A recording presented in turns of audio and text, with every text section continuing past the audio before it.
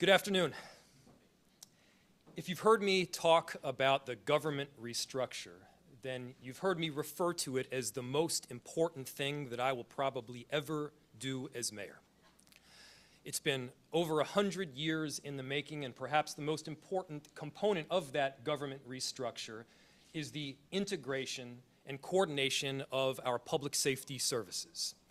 We are in the process of setting up an Office of Community Safety.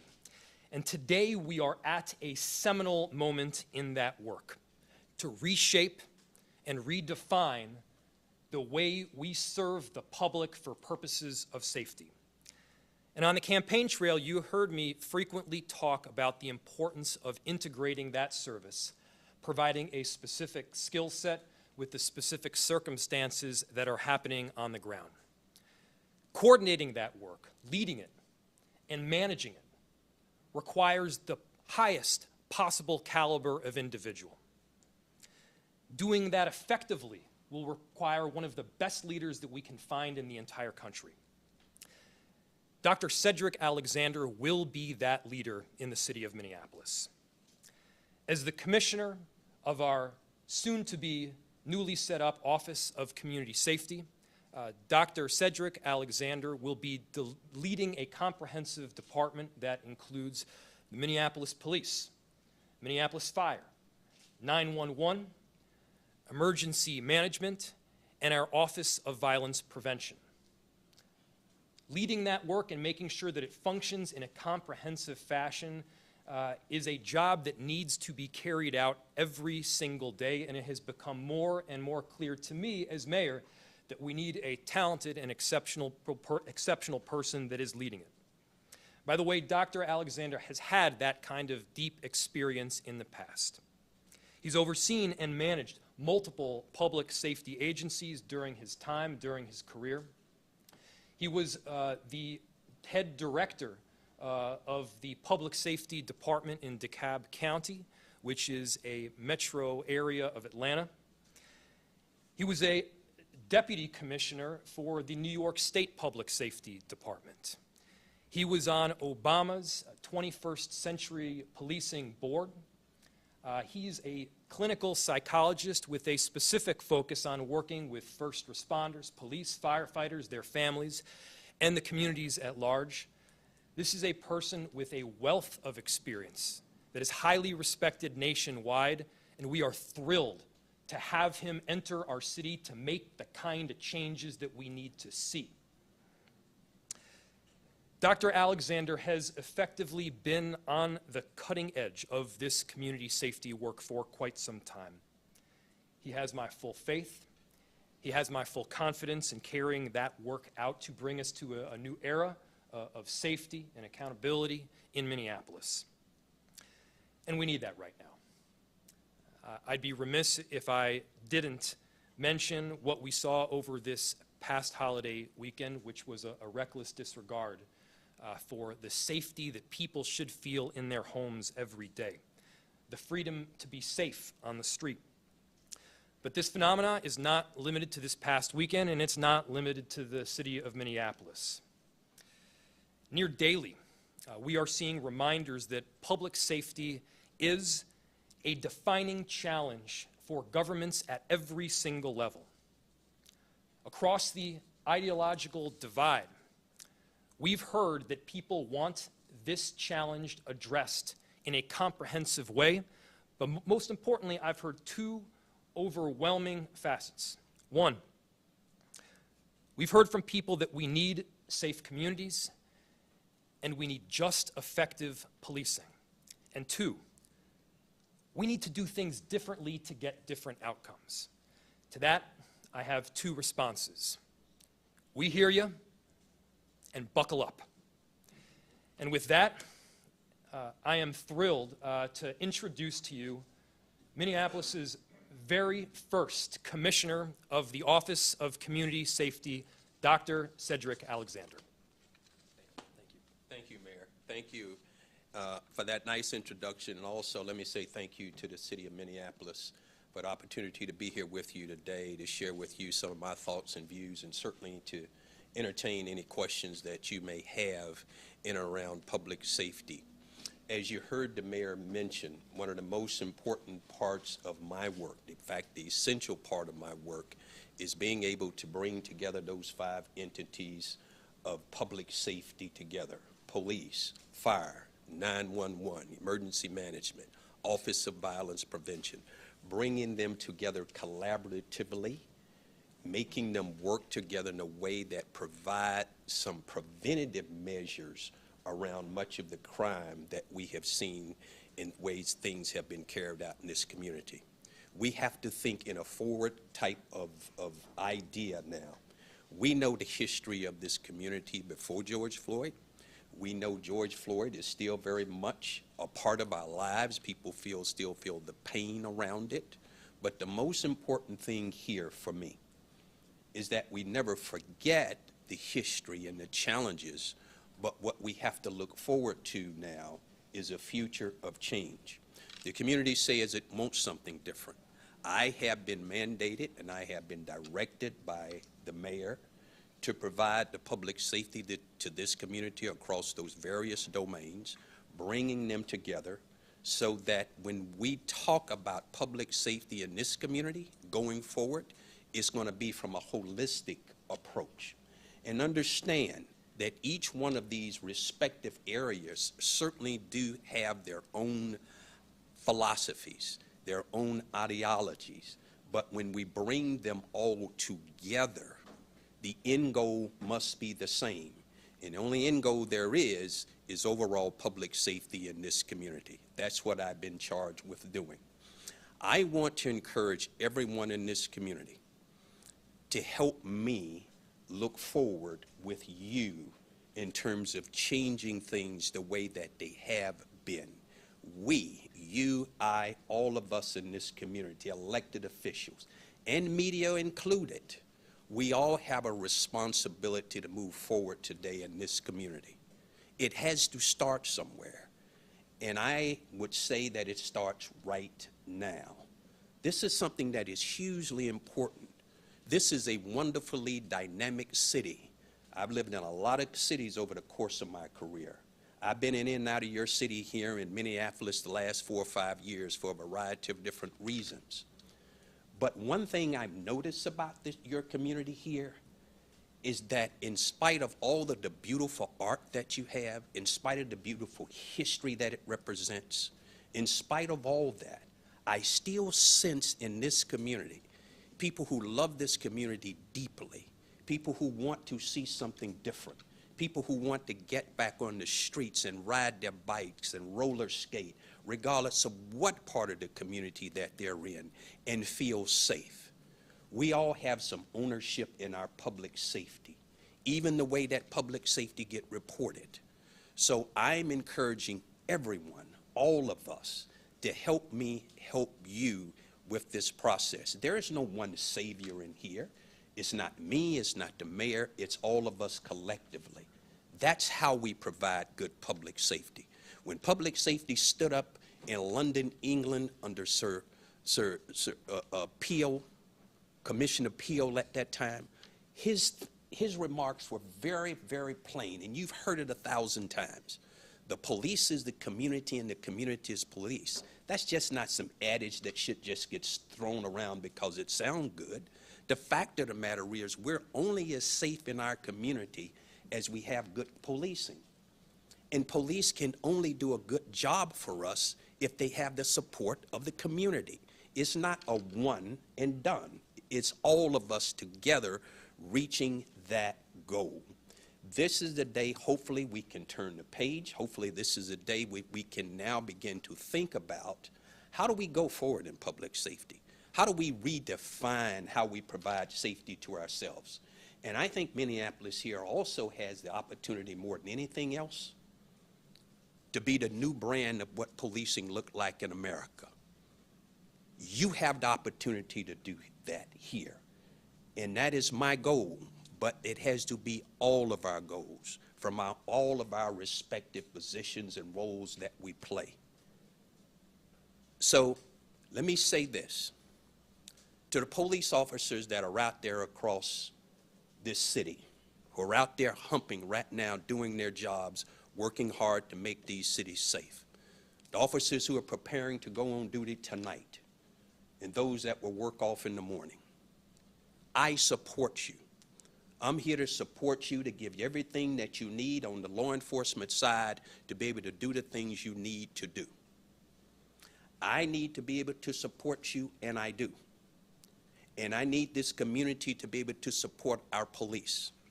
We have good police in this community, as we do across this great country.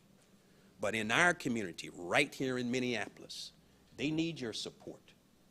And they also need to be sensitive to the needs and the feelings of people who reside in our communities across this great city. This is a mutual respect. This is a mutual honor of public safety.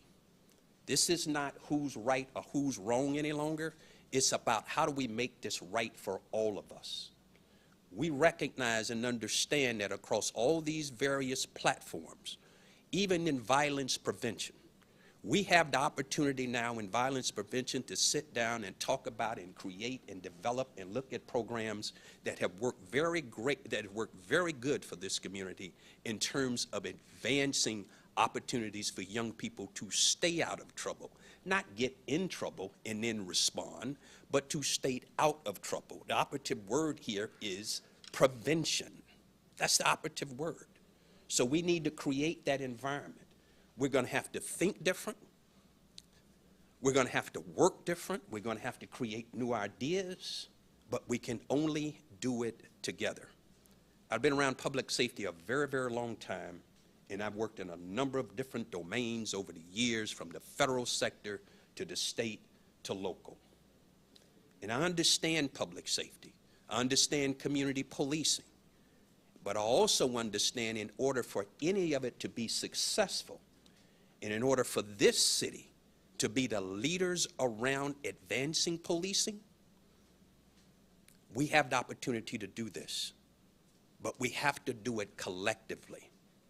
There's no one person, there's no one entity, there's no one program. There's a city of over 400,000 residents who have a long and historic history behind you, but really what I'm looking forward to is what's up in front of us. That's where we want to go. Where do we go from this moment forward? We can't keep looking back. We don't forget the history, but in order to move forward, we got to do things different. So I implore, as I begin to close here, I implore from everyone in this community, help me, help me, help you, help this community. Let's all help each other. Community members, business community. It is important that our business community feel a sense of public safety. They drive business and industry and an economy in this community. We need them downtown. We need them in this city. And we're going to do everything that we can in our power in the charge that has been given to me by Mayor Frey to make this the safest city in America. That's the goal. We don't get there overnight because we didn't start out, right, maybe in that place. But we can get there, and we will get there. And for those who may be feeling that that cannot happen, visualize it. Close your eyes and visualize this community, this city, in this moment in America's history, which we know that there's a number of challenges. We have the opportunity in this city to make this the greatest city in the country. And we're going to do it from the day I start and up until the time that I leave. That is my commitment to you. I need your help. We're going to support our communities, and we're going to be sensitive to their needs across this entire community, every part of our community. Because if any parts of our community is not safe, then none of us are safe. It is a collective effort. It is a ball game that we're in. We're all on the same team. And for me, I'm about winning Super Bowls. So let's go win this Super Bowl. Let's go take this championship. Let's be the greatest and the safest city in this country. And it's not pie in the sky, ladies and gentlemen, citizens of this community. It is a reality, and it's in our reach to do so. So let's go get it. Let's go get it today, starting right now. Let's go get it. Let's make it happen. I want to open up the floor for any questions any of you may have. Yes, ma'am. I'm going to ask the obvious question. I'm going to ask it the only way I know how. Yes, ma'am. With the recent history in Minneapolis, why the heck would you take this job? That is a great question, and I'm going to give you a very sincere answer because I believe in this city. I was at home in Pensacola, Florida, retired, fishing 20 miles offshore when I get a phone call. And I said to my buddy on the boat, "It's the mayor. He wants me to talk to him about being public safety, being a commissioner." And I looked at my buddy and, yeah, sure, I'll get back to you, Mayor. But the reality of it is, we have had a number of wonderful conversations together. What, to your question, what drives me, what attracts me to this city, when I look over the course of my career over the last 40 plus years, even in recent years as a senior administrator, I don't see any other opportunity that ever been put in front of me than right now. It's not just this city, it's this moment in time we're in America's history where we have an opportunity to show people that we can do something different here. And we don't have to, nobody had to beg me to come here. Let me be clear about that. This is a conversation that the mayor and I had. He asked me, and we talked about it, and I shared. I wasn't sure if I was the right person, to be perfectly honest with you. But through further conversations and us getting to know each other and building relationship based on trust and legitimacy, this is why I'm standing in front of this podium today. And trust me, if you don't hear nothing else, if you don't report anything else that I say, I'm here because I believe in this city, and we have an opportunity in this great American city to show the rest of the country and rest of the world from whence we have come is to where we are going. And we're going, and we're going to demonstrate our ability, and we're going to need all of us to do it. And your question is so much appreciated, and I'm sincerely appreciate that question, because I want to be clear to the community. I'm here because I truly feel I have an opportunity to help us move forward together, and I mean that sincerely. Anyone else? Can you provide more details on your vision for this new department and what it'll look and feel like? And can you also provide more details on your role in the police chief search? Yeah, so the first part of your question, as it relates to, as we begin to develop and stand up the Office of Community Safety, you got to remember we're doing this for the first time. We want to be very methodical, we want to be very strategic, but at the end of all this, we want to make sure that what we have in place are opportunities where I will be meeting with five entities of public safety on a regular basis to discuss what? Not just to discuss police, not just to discuss fire, but to discuss those other areas as well too, and how we collectively provide safety and prevention to this community. Now, that does not negate nor minimize the fact that each one of these platforms, police for an example, with its very specific function, we know we got things there we want to do. We want to recruit more. We want to train more. We want to be able to provide in our public safety profile across all domains. We want to provide the type of consistency that will help this community move forward. So as we grow, we develop, and as we stand up very strategically, because we don't want to hurry this, but we know we got to get busy and get it started, because this is huge for this city. This is a first in the history of this city, and I am committed, and the mayor has heard and felt my commitment to be able to do this and to do this right. In regard to the police search, that is a search that is currently in progress. It is a search that's being rendered across this country. It is currently being advertised as we speak, and it will continue until it reaches the term of its termination, the termination of it. But to your question, it is currently in progress and moving right along. Next question. Jennifer Hoff with Care 11. You have an extensive resume. Is there one thing that stands out to you, your qualifications, or what you've done in the past that you think will really stand out to help you be successful in this? I think the one thing, it won't be my education. It's not just my experience. It's my heart. It is in my heart. When I take all of those experiences and education and opportunities I've had over the years, and when I employ them in this community, it is truly coming from the heart. That's the only reason I'm here, to help this community make a difference. I want to be part of this, and I need the community to be a part of this. And we need the elected officials to be a part of this. We need the media to be a part of this. So for me, it comes from the heart. That is the one thing that drives me to push me to do the work that I've been doing for years. And I've done a lot of it over the years, and things are certainly very challenging in our country, in our cities.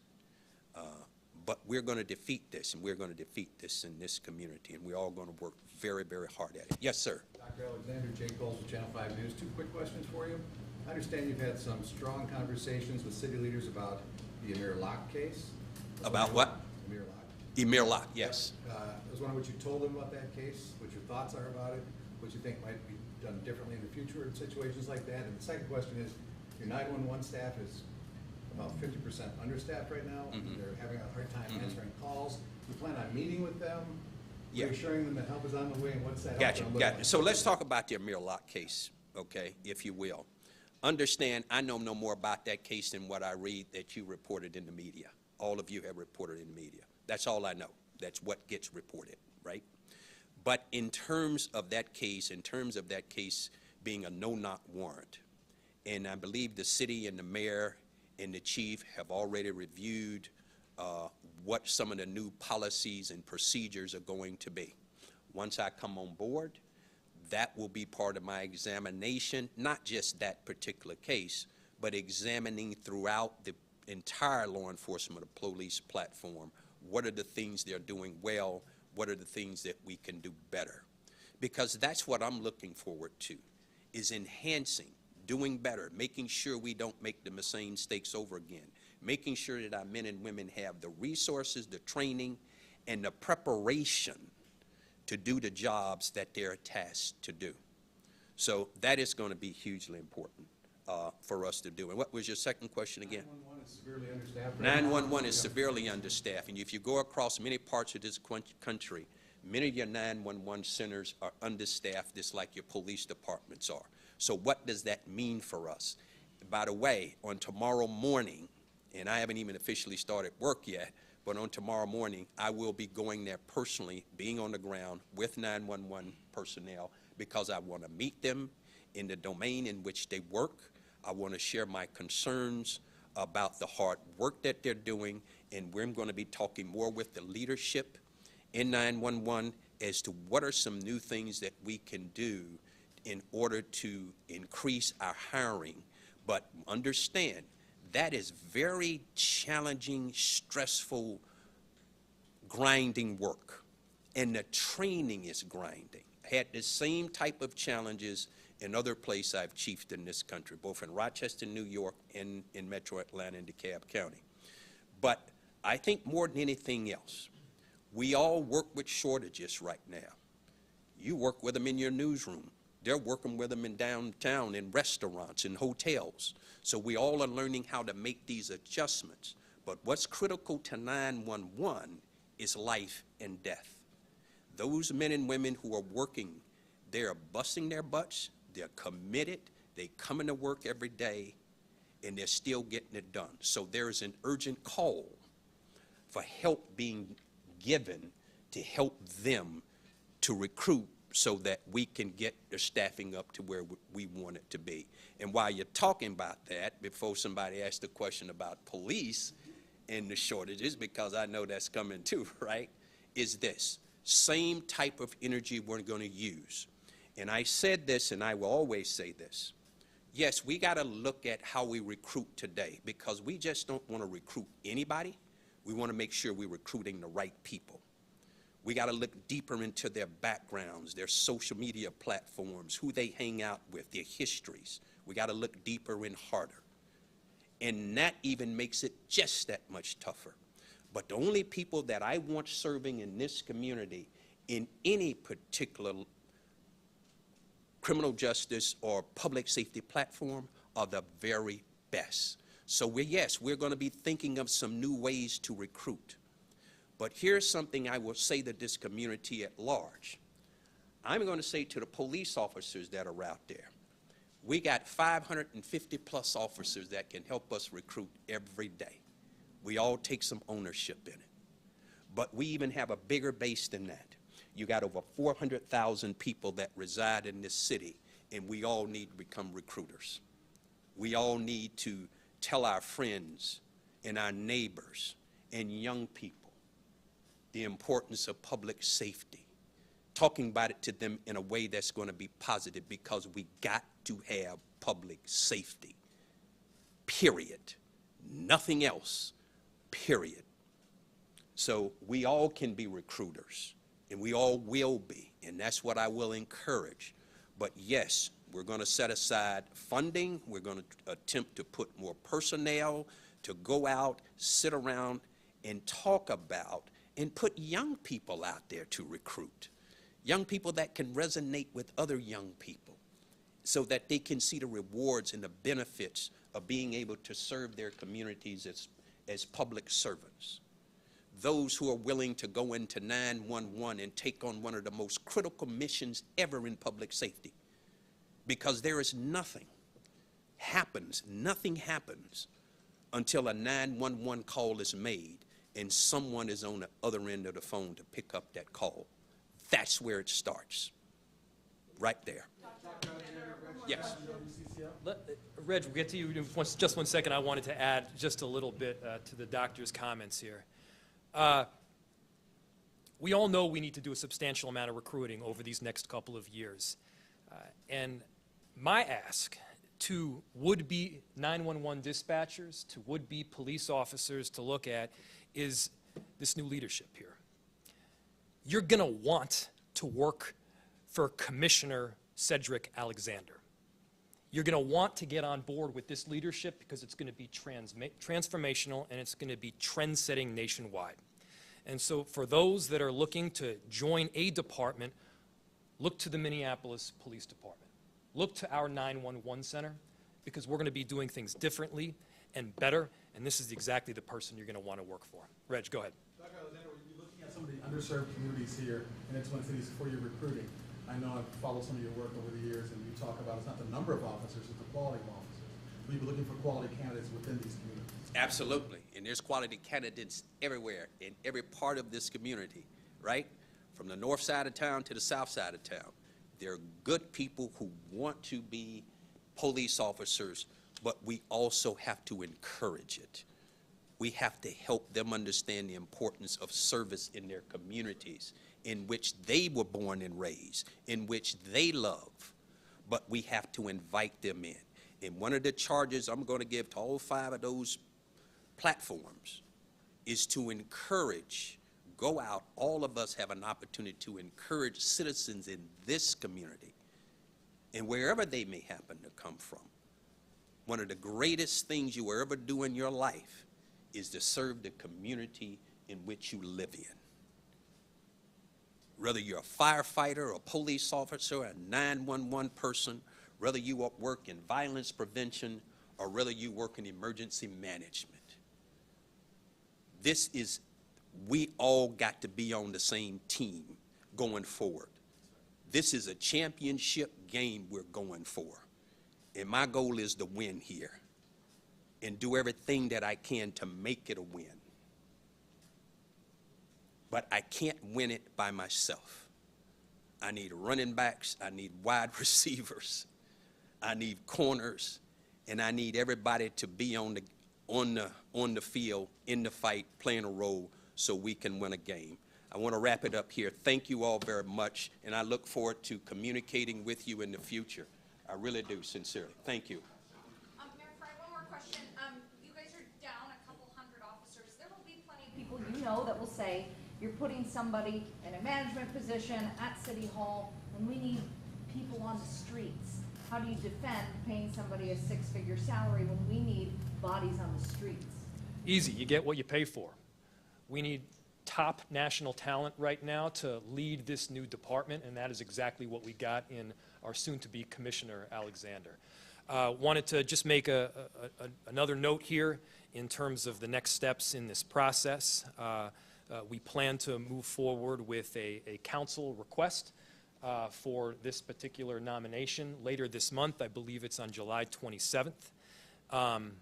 And then in early to mid-August is when the confirmation will ultimately take place. A lot of that is up to the City Council on the exact timing. So we're moving forward in as quick a timeline as we possibly can. But we really appreciate all the questions today. I appreciate you, and of course, I appreciate the partnership with our soon-to-be Commissioner. Thank you so much, everybody. Mayor Frey, can you briefly tell us about your search for a commissioner and what happened before you made that call to Dr. Alexander? That's a fair question. We'll ask that one last question. So the last question is what led to the ultimate decision around soon-to-be Commissioner Cedric Alexander?